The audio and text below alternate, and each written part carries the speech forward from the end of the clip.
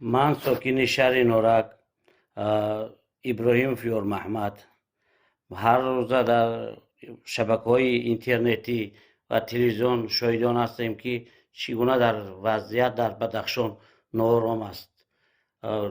همین روز شاهد آن گشتیم که یکی از سرکرده‌های گروه‌های ضد حکومتی محمد باقرов در وقت عملیات به قتل رسانده شد. از این لحاظ از هم مردم بدخشان خواهش میکنیم که فریب‌زای هر گونه گپ‌ها نشوند و بعد آرامی و ویرانکنی آرامی راه ندهند.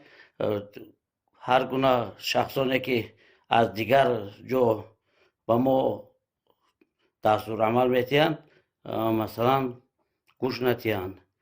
یک همین صلح و آسایش یکی از نعمت‌های خداداد می باشد و برای که هر که گناه کرده است و چی کرده است هست صلاحیت قانون در نزد آن جواب میگه.